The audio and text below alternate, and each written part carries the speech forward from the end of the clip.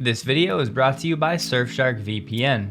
Welcome to Electrified. It's your host, Dylan Loomis. Quick shout out to my newest patrons, Christopher H. and Richard F. Thank you for choosing to support the channel. Don't forget, tomorrow's episode will be later in the evening after the Tesla earnings call, so maybe throw on notifications. First up today, Tesla is celebrating Fremont and Giga Nevada collaborating to produce its 2 millionth car, as Elon tweeted out earlier today. So let's rewind to March 9th of 2020 when Elon congratulated the Tesla team on producing its 1 millionth car. Now, yes, at the time, Giga Shanghai was just starting production, so maybe a few thousand vehicles could be included in this number. However, a majority of them at the time were indeed coming only from Fremont. So if you include Roadster production that started around 2006, it took Tesla about 14 years to hit that 1 million cars produced mark. Remember, up to this time, most of the production was indeed done at Fremont. From that point, you fast forward only 2 years and 4 months, and now Fremont has hit the 2 million car mark, so congratulations to everybody involved. Martin Viecha, Tesla's head of investor relations, said you can now become a verified Tesla shareholder and set up IR email notifications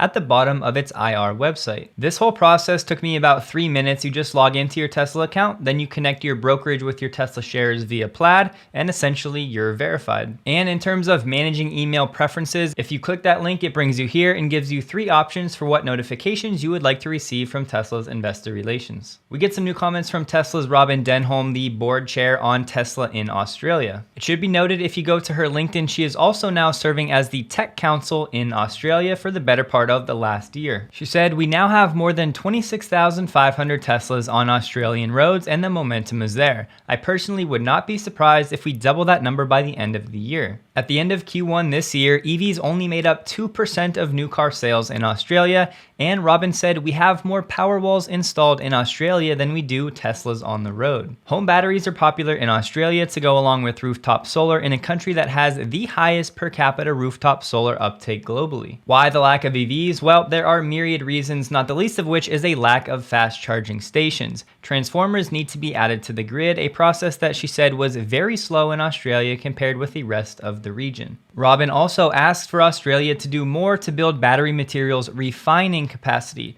Tesla sources 3/4 of the lithium it needs for batteries from Australia, but the country hardly has any refining capacity for higher value material that goes into batteries. Now, a lot of people love to mock Tesla's Smart Summon feature and say that it's just a complete waste of time and it's useless, and look, it definitely has some improvements to make. However, do not forget about use cases like this. The technology has a long way to go, but in the future, these little features really will make a difference. PG&E actually uploaded this video in June celebrating the ribbon cutting ceremony for the Elkhorn project using Tesla Megapacks. They shared some really interesting data talking about the California grid.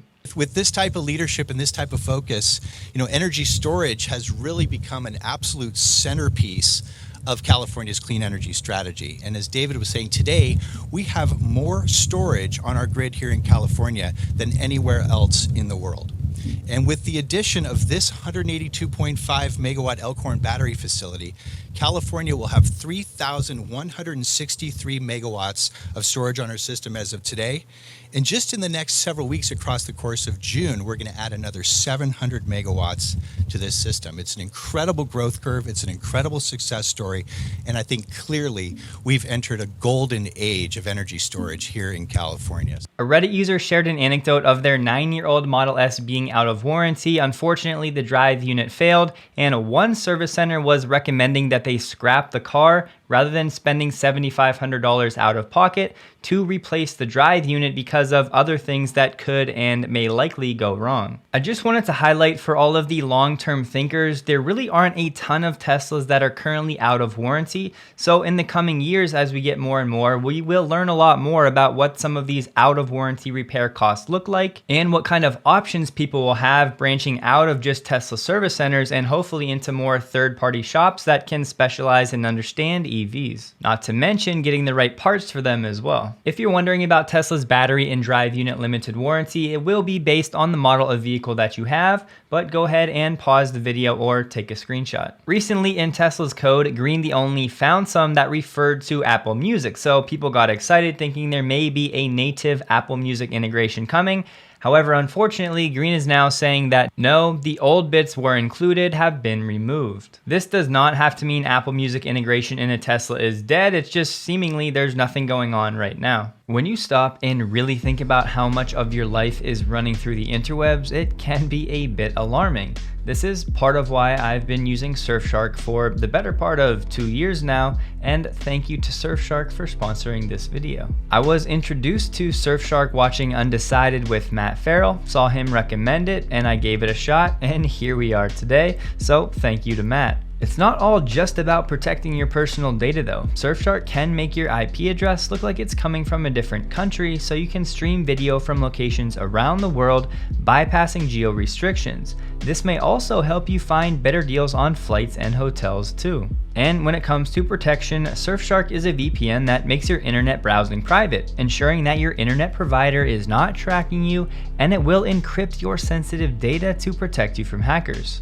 And no worries, if you're a Tesla fan but somehow not a techie, the Surfshark user interface could not be any easier to use. I'm assuming you are not a fan of ads, and Surfshark has you covered with its clean web feature that will block these ads, trackers, and malware, preventing phishing attempts. You can use my code Electrified to get 83% off and 3 extra months free. Surfshark also offers a 30-day money-back guarantee, so there is actually no risk to try it for yourself. The link is in the description below. When you guys see these headlines, I just want you to know that these special investigations are actually somewhat common, and it doesn't have to be that NHTSA is just outright targeting Tesla accidents. NHTSA typically opens more than 100 of these special crash investigations annually into emerging tech and other potential auto safety issues. They then use that data to try to develop better rules and regulations, resulting in better safety. And who's the auto company with the most emerging technology?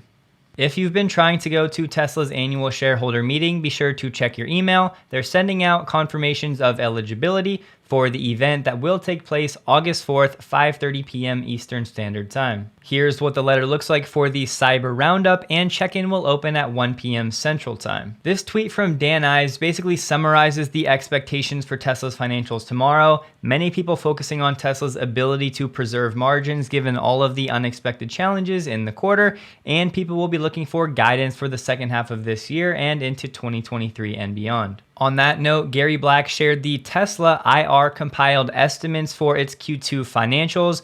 Numbers to keep in the back of your mind for tomorrow: auto gross margin ex regulatory credits around 26%, and non-GAAP earnings per share around $1.77. Should be noted though, it's not clear whether these street non-GAAP earnings per share estimates actually exclude the Bitcoin impairment or restructuring charges. And don't forget, tomorrow's episode will be later in the evening, sometime after the earnings call, going over the main takeaways.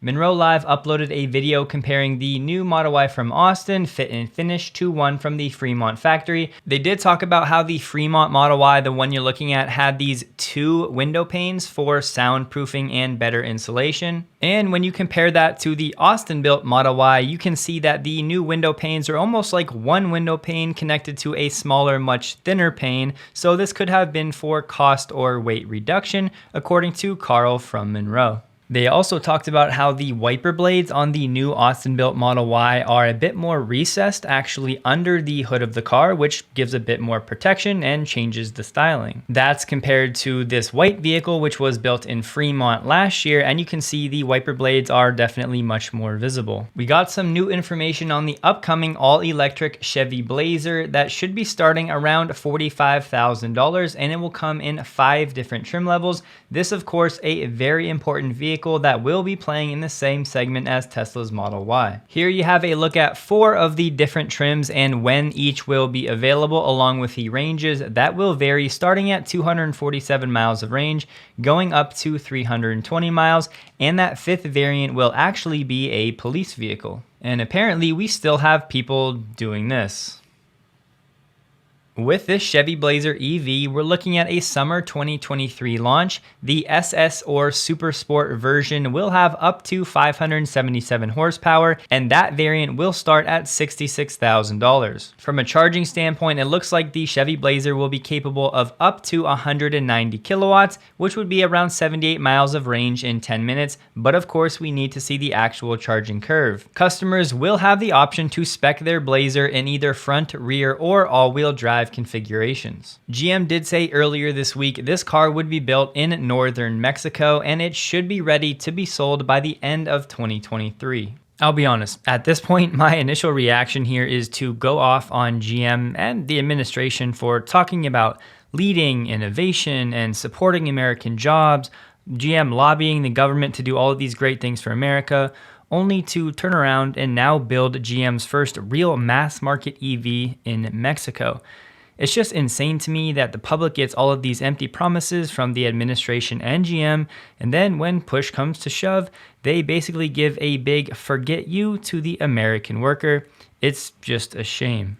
It will come with a 17.7-inch color touchscreen as well as an 11-inch color driver information cluster. There's also no start button on the Blazer. All you do is push the brake pedal after closing the door and the EV will wake up. Chevy is also offering a unique WOW or Wide Open Watts feature, otherwise known as WOW.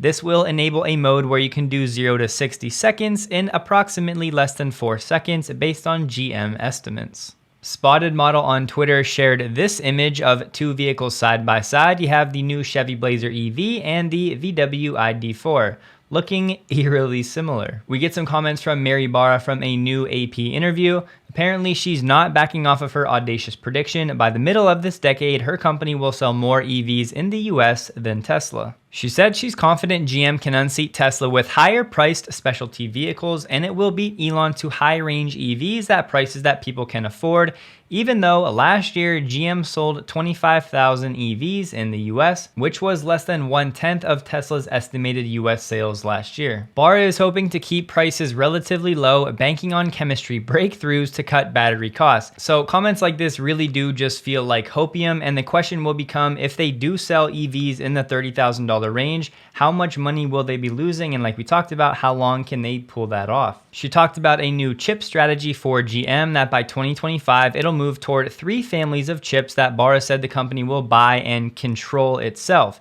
They'll be able to do multiple tasks, eliminating the need for dozens of chips in every vehicle. That standardization will give GM the scale to buy in bulk and make sure supplies don't get interrupted in the future. So GM is trying to shrink its supply chain when it comes to chips, which is great in theory, but much harder to pull off in actuality. Although GM exited Europe back in 2017, it looks like Mary Barra has plans to bring them back into the market with electric vehicles, saying we're excited to be back. And you better believe this one made it into the prediction tracker. There is some chatter that federal agencies are expecting an executive order declaring a climate emergency as soon as tomorrow, but it's not entirely clear what it will entail. This definitely sounds alarming, but it's a little more common than you may think. Just so you know, the first such declaration was made by a local government back December 2016. Since then, over 2,100 local governments in 39 different countries have made climate emergency declarations. If that happens, the next step then becomes policies, regulations, and mandates to try to fix the problem. Right now, the government is considering all options and no decision has been made. Ford is set to announce its financial results for Q2 next Wednesday, July 27th at 4:05 p.m., and they will have a call shortly after. De Havilland Aircraft released a new press release mentioning some cabin enhancements, and yes, they've made it official, the industry-first OEM collaboration with SpaceX's Starlink to enable high-speed, low-latency broadband internet on De Havilland Canada's aircraft. And it looks like Rimac will be following in Tesla's footsteps using 46mm battery cells. And they said this new module platform forms the basis of most of our future programs. Right now, Rimac has 12 projects with different automakers currently in progress. Rimac is 24% owned by Porsche, 12% by Hyundai, but the company has contracts to supply automakers outside of its stakeholders. DirecTV has sided with SpaceX in this fight against Dish, basically arguing over the 12 GHz spectrum. DirecTV filed an objection against Dish, saying it would cause severe and widespread interference to DirecTV subscribers in all areas of the country, whether urban, suburban, or rural, if Dish was granted access to basically use that 12 GHz spectrum. The outcome is still up in the air, but it's good to see SpaceX has a little bit of backup. Don't forget to take advantage of the Surfshark discount and the 3 free months linked below. That'll do it for today. Please like the video if you did. Hope you guys have a wonderful day, and a huge thank you to all of my Patreon supporters.